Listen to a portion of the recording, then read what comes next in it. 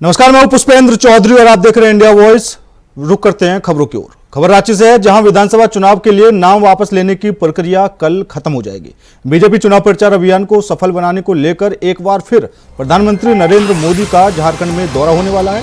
4 नवंबर को गढ़वा और चाईबासा में प्रचार करने जाएंगे, जबकि गृह मंत्री अमित शाह 3 नवंबर को सिमरिया, घाटशिला और बरकट्टा में बीजेपी प्रत्याशियों के लिए चुनावी सभा करेंगे। बीजेपी के स्टार प्रचारक में से एक झारखंड के विधानसभा चुनाव में उत्तर प्रदेश के मुख्यमंत्री योगी आदित्यनाथ की सबसे अधिक सभा की संभावना जताई जा रही है।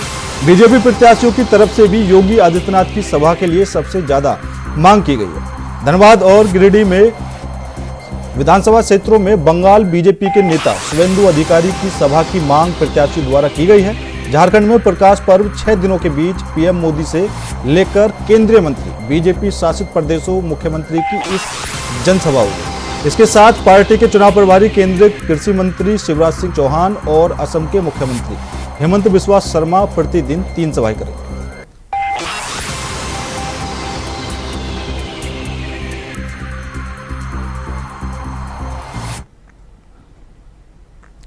पूर्वी दिल्ली के कल्याणपुरी में मयूर विहार में तैनात कांस्टेबल वरुण यादव ने अपनी कार से एक ऑटो में टक्कर मार दी। टक्कर इतनी जबरदस्त थी कि ऑटो चालक युवक की आधी गर्दन कट गई, जिससे युवक की मौके पर ही मौत हो गई। नशे में धुत मयूर विहार थाने के कांस्टेबल ने ऑटो में टक्कर मारी, जिसके बाद मौके पर ही ऑटो चालक की मौत हो गई। बताया जा रहा है कि पुलिसकर्मी को बचाने के चक्कर में पुलिस ने आरोपी कांस्टेबल का मेडिकल तक नहीं कराया।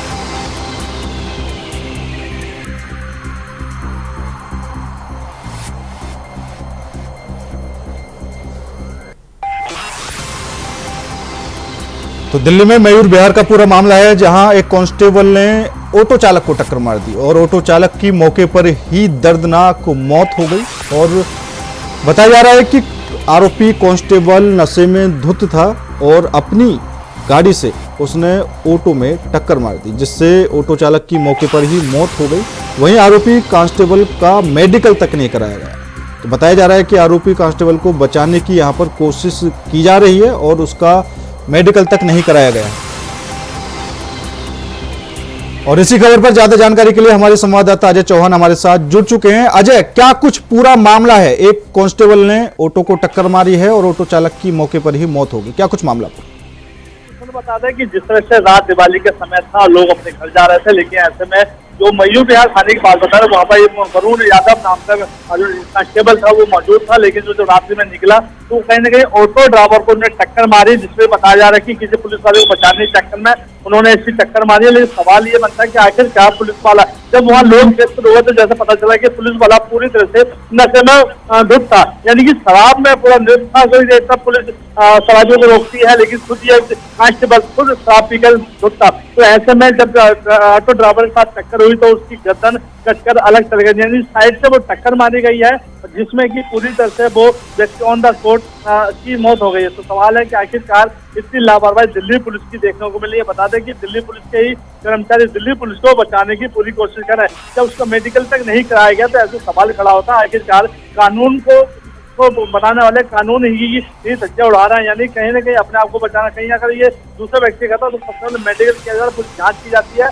पूरा सवाल खड़ा होता है कि आखिरकार इस तरह की घटना क्यों सामने आती है, क्योंकि कल दिवाली के समय तक सब लोग अपने घर जा रहे थे। ऑटो ड्राइवर बेचारा अपनी जो मजदूरी के लगा हुआ था वो भी शायद अपने घर से जा रहा था, लेकिन अचानक से जब टक्कर लगी तो उसकी ऑन द स्पॉट ही मौत हो गई। बिल्कुल अजय, और जहां दीपावली के दिन सरकार द्वारा सुरक्षा को लेकर पुलिस को सतर्क करने के लिए आदेश दिए गए थे, वहीं पुलिस वाले खुद नशे में धुत होकर इस तरह का जो कारनामा कर रहे हैं वो कितना अजीब है। लेकिन सबसे बड़ी बात इसमें यह है कि क्या उस आरोपी कांस्टेबल के खिलाफ अभी किसी तरह की एफआईआर दर्ज हुई है या उसके खिलाफ किसी तरह की कोई कार्रवाई नहीं की जा रही है?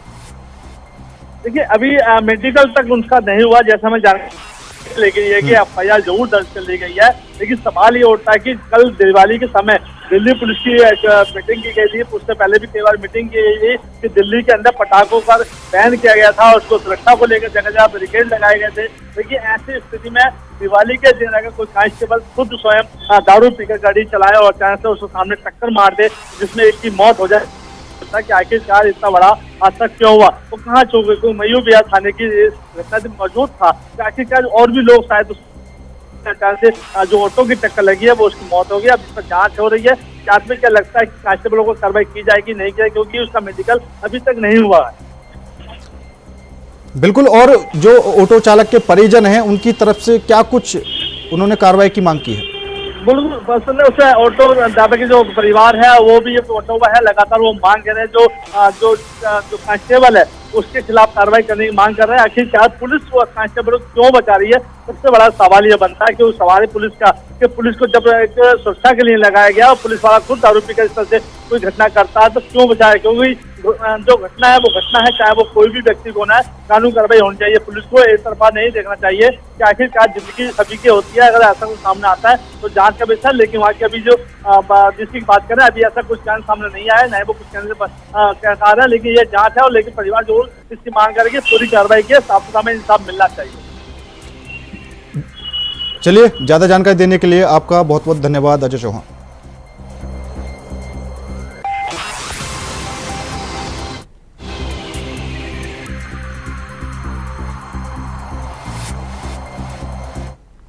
प्रशांत किशोर की जन स्वराज पार्टी को बिहार उपचुनाव के लिए स्कूल का बस्ता चुनाव चिन्ह मिल चुका है। पार्टी बिहार की 4 विधानसभा सीटों पर चुनाव लड़ रही है। प्रशांत किशोर शिक्षा के मुद्दे पर बहुत जोर देते हैं। उन्होंने कहा है कि अगर उनकी पार्टी 2025 में जीतती है तो शिक्षा व्यवस्था सुधारने पर ध्यान दिया जाएगा। प्रशांत किशोर अपनी पदयात्रा के दौरान बिहार की शिक्षा व्यवस्था की बात करते रहे। उन्होंने कई बार कहा कि अगर 2025 में उनकी पार्टी सत्ता में आती है तो शराबबंदी हटाकर उस पैसे को बच्चों की शिक्षा पर खर्च किया जाएगा। इसलिए माना जा रहा है कि उन्हें शिक्षा से जुड़ा चुनाव चिन्ह मिला है। जन स्वराज के संस्थापक प्रशांत किशोर ने कहा कि जाति के बारे में हम बात कहाँ हो रही है। हम कहते रहते हैं कि बिहार के कोई भी नेता जाति आधारित राजनीति में शामिल नहीं है। जाति पर बात करते हैं, हम तो रोज कह रहे हैं कि भैया बिहार में तो हमको कोई हम तो उनकी तारीफ कर रहे हैं सारे नेताओं की कि बिहार में कोई भी नेता जाति की राजनीति कर ही नहीं रहा।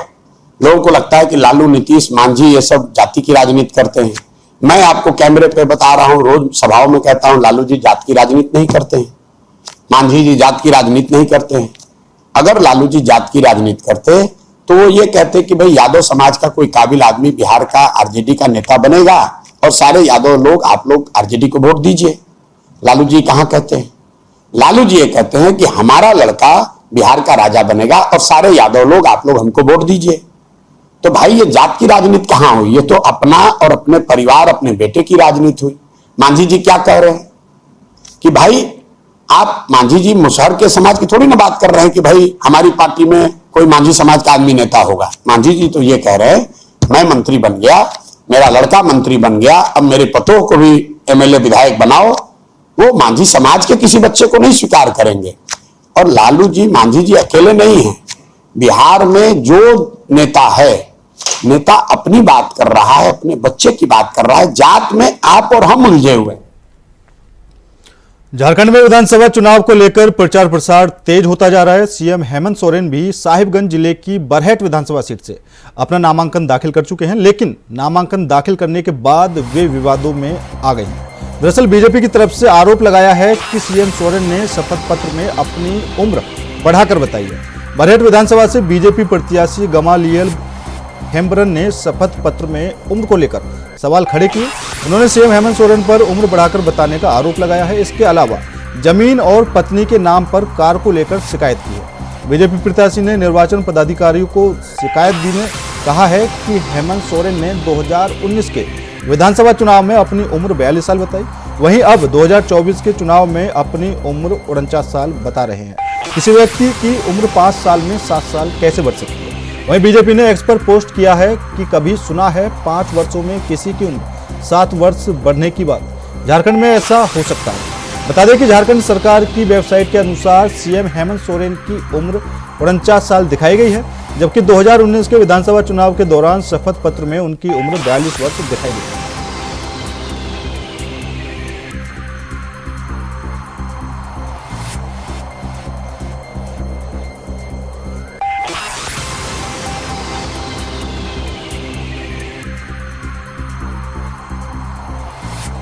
और इसी खबर पर ज्यादा जानकारी के लिए अजय पांडे हमारे संवाददाता जुड़ चुके हैं। अजय, क्या कुछ पूरा मामला है अब निर्वाचन आयोग में हेमंत सोरेन के खिलाफ जो शिकायत दी गई है उनकी उम्र को लेकर?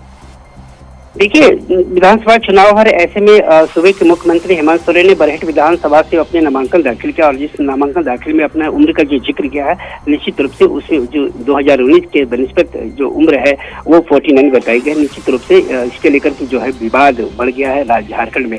अब उम्र को लेकर के बीजेपी ने तंज कसा है कि ऐसे में 2019 में जिस प्रकार से मुख्यमंत्री ने अपने जिस उम्र का जिक्र किया था, वैसे में 2024 के उम्र की जो तुलना है वो 2 साल बढ़ रही है। तो ऐसे में से जो सवाल उठना वो लाजमी है। देखिए, विधानसभा चुनाव है और ऐसे में जिस प्रकार से लगातार आप समझ सकते हैं कि बीजेपी हमलावर है, वैसे में उम्र को विवाद को लेकर के जो उन्होंने शपथ पत्र में जो दायर की गई है, और वैसे में विवाद निश्चित रूप से एक सियासी तरीके से दिखाया जा सकता है। हालांकि देखिए, झारखंड मुक्ति मोर्चा ने इस मामले में उन्होंने एक सिरे से खारिज किया, कहा है कि देखिए ये हार की ये संकेत है। हड़बड़ाहट में वो इस प्रकार से अलग बयान और इस तरह से तमाम आरोप लगा रहे हैं, जिस प्रकार से लगातार वो बीजेपी जो है हेमंत सोरेन पर हर तरीके से वो आरोप लगाते रहे, वैसे आरोप को वो खारिज करते हुए उन्होंने कहा है कि जो भी शपथ पत्र दी गई है वो पूरी प्रामाणिकता के साथ और शपथ पत्र की सत्यता के साथ दी गई है। अब देखना पड़ेगा निर्वाचन आयोग जो है जिस प्रकार से बीजेपी ने आरोप लगाया है और वैसे में जो सत्यता दी जाएगा, अब आयोग को किस प्रकार से वो देखती है और किस तरीके से वो लेती है, ये देखने वाली बात होगी। तो दूसरी तरफ आप देख सकते हैं कि कांग्रेस में भी उसी प्रकार से विवाद हो रहा है। कांग्रेस के जो है आप समझ सकते हैं कि महागामा विधानसभा सीट से चुनाव लड़ रही है, सूबे के मंत्री हैं दीपिका सिंह पांडे, और उस प्रकार से नामांकन दाखिल करने में उन्होंने अपने आपराधिक मामलों का जिक्र नहीं किया था। हालांकि देखिए, उन्होंने 2022 में उनके खिलाफ एक मामला दर्ज किया था, जो अभी मामला न्यायाधीन है। वैसे में निश्चित रूप से मुश्किलें उन दोनों की बढ़ सकती है अगर ऐसी बातें होती है तो।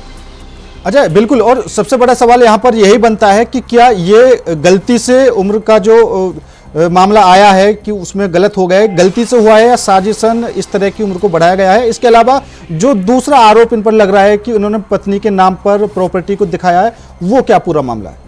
देखिए, प्रॉपर्टी के मामले को लेकर के देखिए सियासी बयान हो सकते हैं, लेकिन उम्र की बात की अगर कहें तो निश्चित रूप से जो शपथ पत्र दिए गए आयोग को, और वैसे में 2019 में जो शपथ पत्र दिए गए और 2024 में जो शपथ पत्र के, निश्चित रूप से उन दोनों का मूल्यांकन किया जाए तो निश्चित रूप से जो अंतर की जो बात है और जो जिस प्रकार से सवाल है निश्चित रूप से लाजमी है। और ऐसे में मुझे लगता है कि चुनाव आयोग जो उन तमाम जो दस्तावेज जो दिए गए नामांकन में, उनको बारीकी से जांच करके और अगले की कार्रवाई की जा सकती है। बिल्कुल अजय, और अभी क्योंकि सियासी बयान आने लगे हैं और चुनाव की जो तारीख है वो भी नजदीक है, उसको लेते हुए क्या इन बयान के मायने लगाए जा सकते हैं कि जैसे चुनाव नजदीक आ चुका है और अब दोनों तरफ से आरोप प्रत्यारोप का दौर भी शुरू हो गया? देखिए जिस प्रकार से अपने झारखंड मुक्ति मोर्चा ने इस मामले को लेकर के साफ तरीके से खारिज किया। उन्होंने कहा कि जो भी चीजें हैं वो सत्यता के साथ दी गई और प्रामाणिकता के साथ है, और ऐसे में बीजेपी का जो आरोप है वो उन्हें निराधार बताया। लेकिन अब देखना पड़ेगा कि उन तमाम जो दस्तावेज जो दी गई है, जिस प्रकार से वो उन्होंने जो उम्र के मूल्यांकन को लेकर उम्र की जो तिथि है, वैसे में अंतराल जो बातें सामने आएगी वो अब जांच के बाद ही सामने आ सकती है। हालांकि इसके लेकर के झारखंड की सियासत काफी गर्म है और विपक्ष को लेकर के इसके लेकर के लगातार हमला बढ़ा हुआ, और झारखंड में एक बार फिर क्या बीजेपी जो है हेमंत सोरेन पर निशाने पर साधा और उम्र पर विवाद चल रहा है।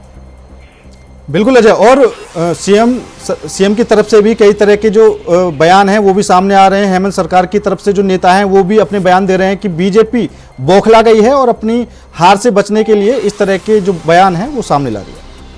स्वाभाविक तौर पर देखिए विधानसभा चुनाव है, ऐसे में आरोप प्रत्यारोप की जो सिलसिला वो जारी रहेगा। और देखिए विधानसभा चुनाव है, ऐसे में जिस प्रकार से लगातार जो है हेमंत सोरेन भी और जो है बीजेपी और केंद्र सरकार पर लगातार आरोप लगाते रहे, वैसे में बीजेपी भी जो है सत्ता पक्ष पर वो लगातार आरोप लगाते रहे। ऐसे विवादों के बीच में अब जो जिस प्रकार से उम्र पर विवाद जो खड़ा है, और वैसे में अब देखना पड़ेगा कि चुनाव आयोग जो है उन तमाम दस्तावेजों को जांच करके अब किस तरीके से वो उसको लेते, ये देखने वाली बड़ी बात होगी।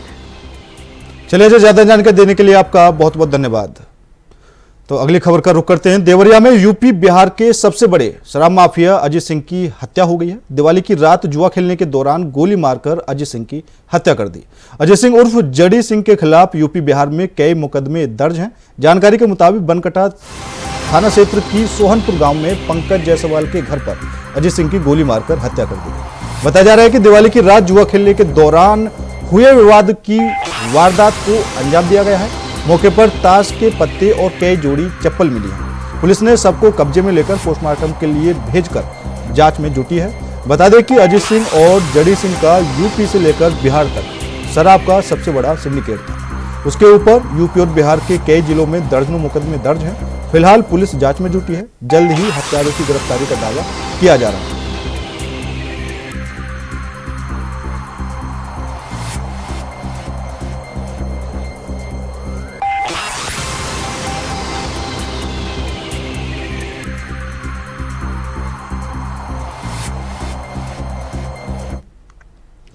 हरदोई के थाना सांडी क्षेत्र अंतर्गत ग्राम बगराई में दो पक्षों में जमकर विवाद हो गया। दोनों पक्षों में जमकर लाठी डंडे चले हैं। वायरल वीडियो में पुरुष महिलाओं पर डंडे बरसा रहे। वीडियो में साफ दिख रहा है कि लोगों में पुलिस का खौफ नहीं है, जिसके चलते बीच रास्ते में युवक लाठी डंडों से पिटाई कर रहे हैं। तो आप तस्वीरों में देख सकते हैं किस तरह महिलाओं पर कुछ युवक लाठी डंडे बरसा रहे हैं। तो दो पक्षों में हरदोई में ये बड़ा विवाद हुआ है, जहां दो पक्षों में जमकर लाठी डंडे चले हैं और महिलाओं पर भी लाठी डंडे बरसाए गए हैं।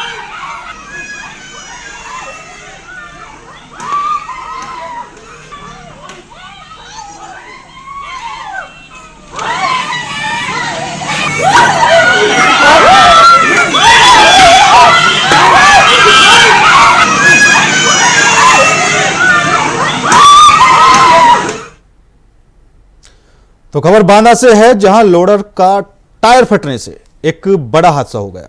लोडर के पलटने से एक युवक की मौत हो गई और 29 घायल हो गए। लोगों ने दुर्घटना की सूचना एम्बुलेंस को दी है। मौके पर पहुंची एम्बुलेंस ने घायलों को जिला अस्पताल पहुंचाया। सभी लोग पचनेही से चित्रकूट तीर्थ स्थल दर्शन के लिए जा रहे थे। बांदा के विसंडा थाना क्षेत्र के बुंदेलखंड एक्सप्रेसवे का पूरा मामला।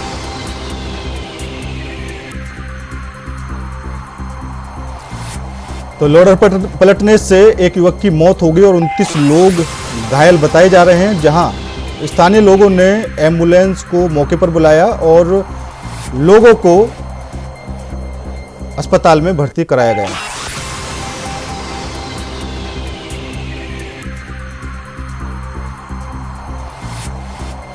तो बांदा में बड़ा हादसा देखने को मिला है, जहां पर हादसे में एक युवक की मौत हो गई और 29 लोग घायल बताए जा रहे हैं और सभी को अस्पताल में भर्ती कराया गया है। टायर फटने से ये बड़ा हादसा हुआ है। स्थानीय लोगों ने दुर्घटना की सूचना एम्बुलेंस को दी। एम्बुलेंस ने मौके पर आकर सभी लोगों को अस्पताल में पहुंचाया है। स्थानीय लोगों ने वहां पर लोगों की मदद भी की है। जैसे ही हादसे की जानकारी मिली तो स्थानीय लोग वहां पर पहुंचे। उन्होंने एम्बुलेंस को मौके पर फोन किया और एम्बुलेंस ने पहुंचकर सभी घायलों को अस्पताल में भर्ती कराया। टेम्पो में लोग जो चित्रकूट गांव में दर्शन करने के लिए सुबह निकले थे लगभग 9:30 बजे। टेम्पो जो एक्सप्रेसवे के बुंदेलखंड एक्सप्रेसवे के ऊपर था, तो वहाँ पे उसका टायर एक तरफ का टायर फट गया, जिससे डिसबैलेंस हो गया और टेम्पो में जो लोग सवार थे, लगभग 29-30 लोग सवार थे, तो वो पलटने से घायल हो गए। उसमें एक व्यक्ति की जो सीरियस था उसकी मृत्यु हो गई है, उसका पंचनामा भर्ती की कार्रवाई उसमें की जा रही है। बाकी जो इंजर्ड है उनको जिला अस्पताल में ले आया गया है। जो उसमें थोड़े सीरियस है उनको मेडिकल कॉलेज भेज दिया गया है और सभी का इलाज सबसे अर्ली दिया जा रहा है। एम्बुलेंस के समय से भिजवा के सभी की किया गया था। पूरा पुलिस बल और पूरी जो टीम है वो लगी हुई है, तो सभी को। सर हम लोग वही हॉस्पिटल सीसी विसंडा में थे। ये हमें ऊपर से कॉल आई कि पिकअप पलट गई है, कम से कम 30-35 लोग घायल हैं। ये पिकअप जा रही थी पचनेही से चित्रकूट कामता बाबा वहीं जा रही थी। तो हम तत्काल वहाँ पहुँचे और उनको सेवा प्रदान की। सारे मरीजों को हम लेकर CSC गए। CSC से रिपोर्ट लेकर जिला अस्पताल में 25-30 आदमी थे।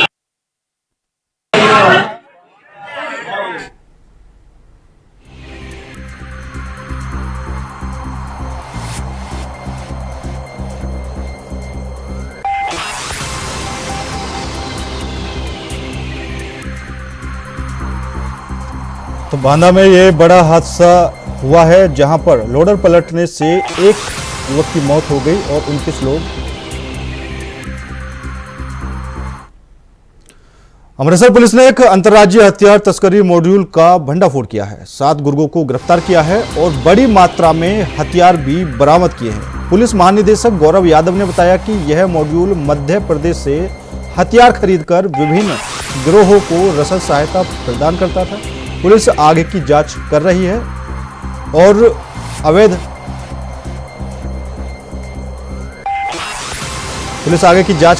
अवैध हथियारों की तस्करी के खिलाफ सख्त कार्रवाई करने के लिए प्रतिबद्ध है।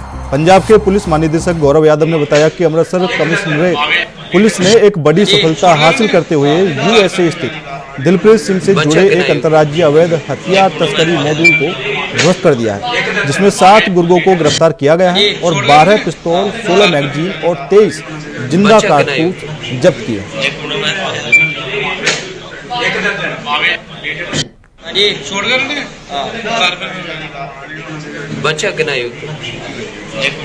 तो अमृतसर में पुलिस ने हथियार तस्करों का भंडाफोड़ किया है, जहां पर बड़ी मात्रा में हथियारों की बरामदगी हुई है और गिरोह के लोगों को भी गिरफ्तार किया है।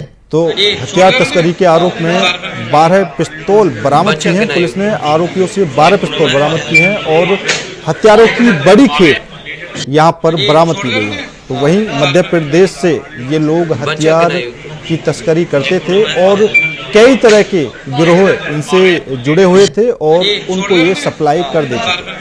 लेकिन अमृतसर पुलिस ने कार्रवाई करते हुए बड़ी सफलता यहां पर पाई है और गिरोह के सदस्यों को बड़ी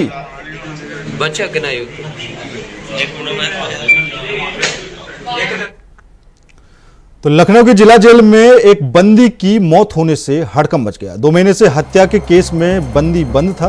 परिजनों ने मजिस्ट्रेट की जांच की मांग उठाई है। मौत की वजह अभी सामने नहीं आ पाई है। तो जिला जेल में बंदी की मौत से हड़कंप मचा है। लखनऊ का पूरा मामला है, जहां लखनऊ में जिला जेल में बंद एक युवक की मौत हो गई। अभी तक मौत के खुलासों का पता नहीं चल पाया है। परिजनों ने मजिस्ट्रेट से जांच की मांग उठाई है। तो जिला जेल में बंदी की मौत से हड़कंप मचा है। आखिर किस वजह से युवक की मौत हुई है, अभी कारणों का खुलासा नहीं हो पाया है। युवक के परिजनों ने मजिस्ट्रेट से जांच की मांग उठाई है ताकि मौत के कारणों का खुलासा हो सके। आखिर किन कारणों से युवक की जेल के अंदर मौत हुई है। तो 2 महीने से हत्या के आरोप में युवक जेल में बंद था और इसी खबर पर ज्यादा जानकारी के लिए मोहम्मद आसिफ हमारे साथ जुड़ चुके हैं। आसिफ, क्या कुछ पूरा मामला है? जेल में एक युवक की अचानक से ये जो मौत का मामला सामने आया है।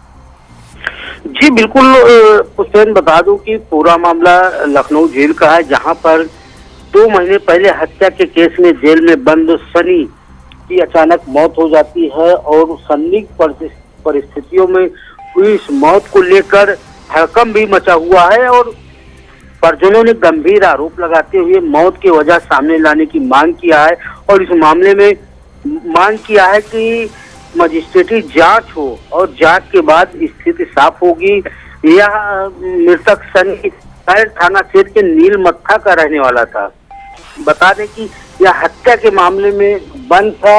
हालांकि अब इस मामले में जो है लाश पोस्टमार्टम के लिए भेज दी गई है और साथ ही साथ इस मामले में कैंट थाने की पुलिस जो है भी जांच कर रही है और साथ ही साथ जेल प्रशासन भी पूरी तरह से सक्रिय हो गया। जी आसिफ, क्या कुछ जेल की जो व्यवस्था है उसमें किसी कमी के कारण ये पूरा मामला हुआ है या फिर युवक के परिजनों ने किसी तरह की पहले से कोई बीमारी की आशंका जताई है या फिर अचानक से या फिर जांच के बाद ही सब कुछ पूरा खुलासा हो पाएगा?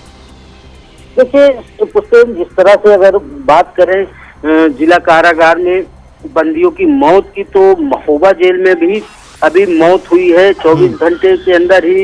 इसके पहले अलीगढ़ में भी बंदी की मौत हुई थी, जिसमें मजिस्ट्रेटी जांच की जा रही है। और साथ ही साथ जिस तरह से अगर बंदियों की मौत की बात करें तो कहीं न कहीं जेल प्रशासन की लापरवाही भी सामने आती है, क्योंकि अगर बंदी बीमार होता है तो उसे फौरी तौर पर इलाज की व्यवस्था नहीं की जाती है। लेकिन यहाँ अगर सनी की मौत की बात करें तो सनी की मौत अचानक होती है, उसके बारे में परिजनों को कोई सूचना नहीं दी जाती है। तो ऐसे में परिजनों का बड़ा आरोप भी है और कहना भी है कि अगर बीमार था तो उसकी सूचना देनी चाहिए थी, लेकिन जिस तरह से मौत हुई है इससे कहीं न कहीं जो है परिजनों का माथा भी ठनका है। फिलहाल इस मामले में मजिस्ट्रेटी जांच और पोस्टमार्टम रिपोर्ट से ही स्थिति साफ हो जाएगी। चलिए आसिफ, ज्यादा जानकारी देने के लिए आपका बहुत बहुत धन्यवाद। तो फिलहाल मेरे साथ इस बुलेटिन में इतना ही। बाकी देश और दुनिया की तमाम खबरों के लिए देखते रहिए इंडिया वॉइस।